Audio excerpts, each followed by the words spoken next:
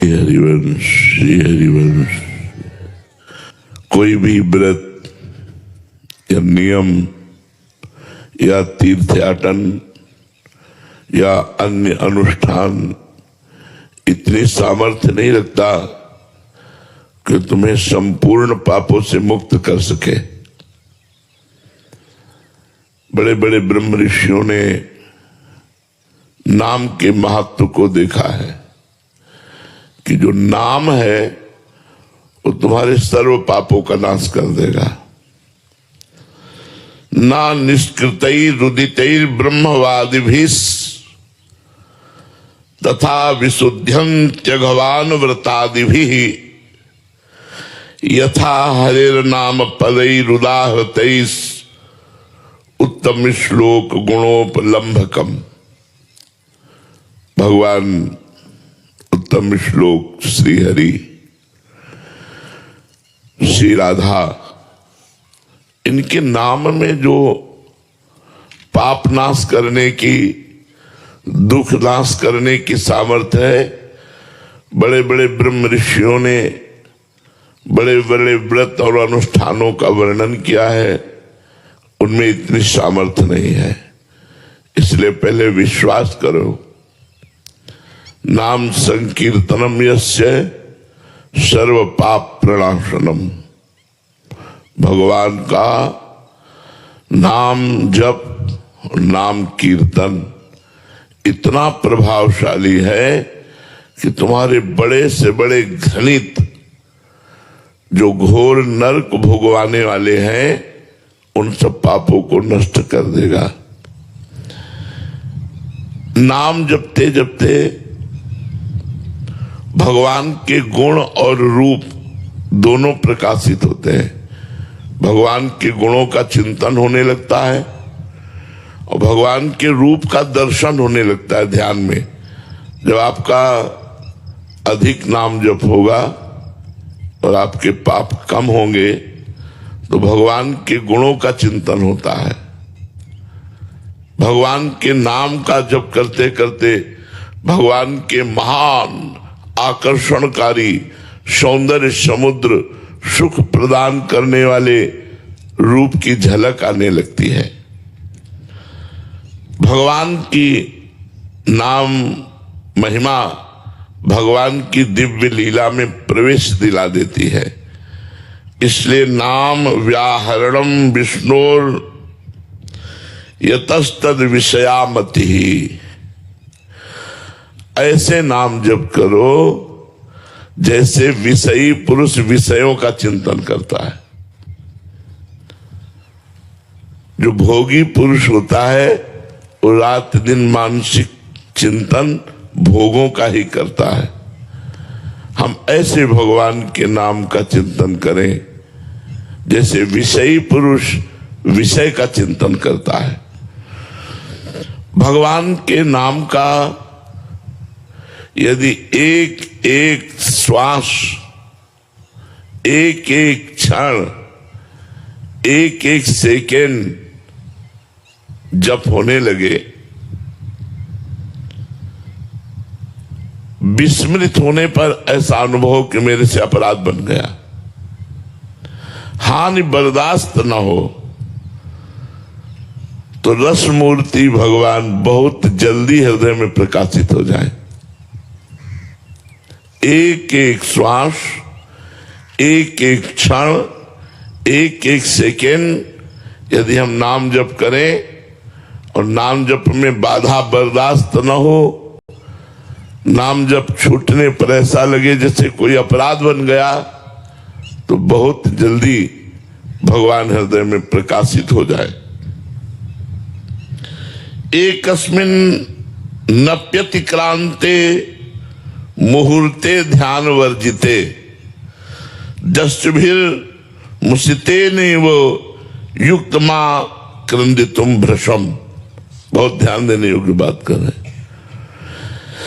जैसे हमारे पास कोई धन हो और कोई लुटेरा लूट ले तो हम हाय हाय करने लगते हैं, ऐसे यदि हमारे नाम धन को लूटने के लिए काम, क्रोध, लोभ, मोह, मद, मत्सर, ये उपाय करें तो हमें इनसे डरना चाहिए।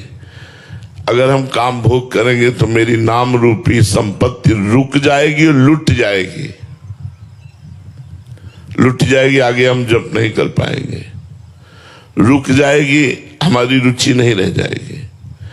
तो जैसे किसी की संपत्ति अपहरण होने पर वो व्याकुल हो जाता है, हाय हाय करने लगता है, ऐसे हमारा नाम जप रुकना या कोई इन गंदे कामों में मन लगाना, ऐसे हाय हाय होने लगे, अब क्या होगा, मेरा नाम जप छूट जाएगा, मेरा नाम जप रुक जाएगा, नाम जप का प्रभाव रुक जाएगा, क्योंकि मेरे अंदर ये गंदी बात आ गई, उसे तत्काल निकालो। भगवान नाम कीर्तन, भगवान नाम जप, भगवत प्रेमी महात्माओं के सत्संग से उस दुर्वासना को दूर कर दो, नहीं तो वो दुर्वासना आपके भजन को लूट लेगी। रमैया की दुल्हन लूटे बाजार, मायापति भगवान को कहा गया है, तो ये माया भगवान की पत्नी ही है। ये काम, क्रोध, लोभ, मोह, मद, मत्सर आदि के द्वारा भजन को ढकती है, भजन को लूटती है और भजन को निष्प्रभावित कर देती है। भजन का जो प्रभाव पड़ना चाहिए, अगर गलत आचरण साथ में चल रहे हैं तो उसका प्रभाव नहीं पड़ेगा। नाम स्मरण से ही कलयुग में भगवत प्राप्ति है।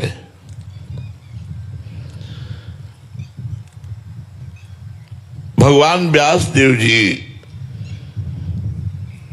गंगा स्नान कर रहे थे तो बड़े बड़े मुनियों ने कलयुग की गलत चाल को देखकर विचार किया कि लोगों का उद्धार कैसे होगा, क्योंकि लोग झूठ बोलना कोई पाप नहीं समझते। देखो कलयुग का प्रभाव, नहीं तो लिखा है, कबीर साहब ने भी कहा है, साच बरोबर तप नहीं और झूठ बरोबर पाप, जाके हृदय साच है ताके हृदय आप। और गोस्वामी तुलसीदास जी ने लिखा है, नहीं असत्य सम पातक पुंजा, बोले झूठ बोलने के समान कोई पाप नहीं है, बड़ा पाप है। कोई मानता है? देखो कलयुग का प्रभाव। अब दूसरा, अधर्म के द्वारा कमाए हुए धन को लेना या देना, दोनों पाप है। क्योंकि पाप कर्म करके धन कमा कर यदि संतों को दोगे या किसी को भी दोगे तो पाप कर्म का कमाया हुआ धन दूसरों की बुद्धि को जाके भ्रष्ट करेगा, तो वो भी पाप बनाना कहाँ मानता है कोई। अच्छा, मदिरा पीना ये पंच महापापों में कहा जाता है। अगर आप बढ़िया गंगा जल से शुद्ध शरबत बना करके पवित्र भोजन सब परोसिए, लेकिन अगर गंदी बातें खाने में ना होए, मांस है, मदिरा है, तो पार्टी नहीं माने। अरे बोले क्या है यार, उनके पैर धोवे, हाथ धुलवावे और उनको आसन में बैठलवावे और उनको बड़े सुंदर सुंदर पदार्थ और खूब पवित्र भोजन पवावे, लेकिन शराब और मांस का प्रयोग न हो तो आज की पार्टी नहीं कही जाएगी। तो मुनियों ने विचार किया कि कलयुग पापों की बाहुल्यता है, इसमें बहुत, इसमें पाप है, बहुत पाप है। पराई माता बहनों की तरफ गंदी दृष्टि से देख लेने का पाप होता था कि हमने देख लिया, यह तो माने नहीं जाता पाप है, मनोरंजन माना जाता है। लिव इन रिलेशन क्या है, क्या है ये? गंदी बात ही तो है ना। जब मन आवे तब आप अलग हो जाओ, दूसरे से हो, तीसरे से हो, चौथे से। कलयुग पापों का विस्तार करेगा। तो मुनियों ने विचार किया कि पापों से कैसे बचा जाए। तो भगवान व्यास देव जी उस समय गंगा जी में स्नान कर रहे थे। समस्त वेदों का विस्तार करने वाले और समस्त साध्य और साधनों के ज्ञाता और 18 पुराण के रचयिता भगवान व्यास देव जी हैं। तो सबने सोचा चलो व्यास जी से चल करके प्रश्न करते हैं। तो उस समय जो ही सब मुनि गए तो उन्होंने कह रहे थे, साधु कली, साधु कली, साधु कली, धन्य है कलयुग को, धन्य है कलयुग को, धन्य है कलयुग को। साधुवाद दे रहे थे, गंगा नहाते हुए कलयुग की जय बोल रहे थे भगवान व्यासदेव जी। तो ऋषियों को लगा शिकायत तो करने हम यही आए थे कि कलयुग पाप का विस्तार करेगा, लेकिन यहां उल्टा है, ये कलयुग की जय बोल रहे हैं। तो ऋषियों ने पूछा, उनको बड़ा आश्चर्य हुआ और अपने संदेह का निराकरण करने के लिए पूछा कि आप साधु कली, साधु कली, धन्य है कलयुग की, साधुवाद है कलयुग को, तो आप कलयुग को साधुवाद क्यों दे रहे हैं? क्योंकि वो तो पापों का विस्तार कर रहा है। भगवान व्यासदेव जी ने बताया, 10 वर्ष सतयुग में जो तपस्या करने का फल होता है वो 1 वर्ष त्रेता में तपस्या करने से मिलता है, और 1 मास महीना द्वापर पर साधना की जाए तो वो फल प्राप्त होता है। और कलयुग में 1 दिन रात, 1 दिन रात। जो सतयुग में 10 वर्ष तपस्या की जाए फल मिलता है, कलयुग में 24 घंटे में मिल जाएगा। इससे बढ़कर और कौन सी बात होगी? 10 वर्ष तपस्या और 24 घंटे तपस्या। सतयुग में तपस्या, ब्रह्मचर्य, जप आदि सिद्धि के लिए बड़ी पवित्रता चाहिए, बड़े नियम, बड़े संयम। कलयुग में अपवित्र पवित्रो वा सर्वावस्थांगतो पिवा या स्मरेत पुंडरीकाक्षम सवायाभ्यंतरा शुचि। आप पवित्र हो या अपवित्र हो, कोई मतलब लेना देना नहीं। आप राम राम, कृष्ण कृष्ण, हरि हरि, राधा राधा रट रहे हो तो कलयुग केवल नाम आधारा, सुमिर सुमिर नर उतर ही पारा।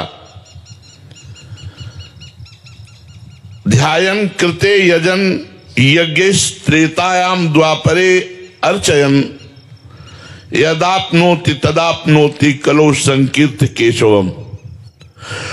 जो 10 वर्ष ध्यान करने से लगातार सतयुग में फल की प्राप्ति होती थी, वही वर्षों त्रेतायुग में यज्ञ का अनुष्ठान करने से, वही कई दिनों पूजा अर्चना का अनुष्ठान करने से द्वापर में, लेकिन कलयुग में 24 घंटे नाम संकीर्तन रखने से सब पापों का नाश होकर जो वहां 10 वर्ष साधना करने पर प्राप्त होता है वो प्राप्त हो जाता है।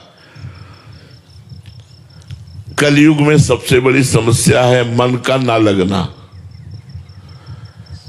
इसको नाम जप में लगाओ, ये नाम जप में नहीं लगता, भोगों में लगेगा, मोबाइल में लगेगा, मोबाइल की रील देखने में बहुत लगेगा, फिल्म देखने में लगेगा, संसार देखने। देखो गुण दोष में सारा संसार है, मोबाइल में गुण भी है। मोबाइल की कृपा से ही आप यमुना किनारे बैठे हो। अगर मोबाइल में आप सत्संग न सुने होते तो यहां दौड़ करके यमुना किनारे ना आते। तो अगर हम मोबाइल से गुण लें तब तो लाभ मिल जाए, पर दोष भी है। आप कुछ सेकंड में ही सर्च करके गंदी से गंदी बात देख सकते हैं, वो जेब में है एकांत में बैठ करके। तो लिखा कि कलयुग में सबसे बड़ी समस्या ये है कि मन बड़ा चंचल होकर के विषयों में जाता है। अगर हम इस कलयुग में अपने मन की चंचलता को रोककर भगवान के नाम जप में लगावें तो जितनी जल्दी कलयुग में भगवत प्राप्ति होती उतनी जल्दी और किसी युग में नहीं होती। अत्यंत दुष्टस्य कलेर यमेको महान गुणा। यद्यपि अत्यंत दुष्ट है कलयुग,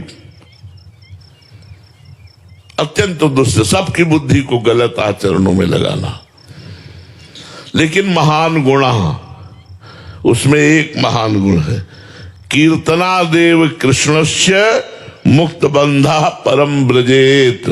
अगर कृष्ण कृष्ण कृष्ण राधा राधा राधा ऐसा आप जपे तो आपको समस्त पापों से मुक्त कर देगा।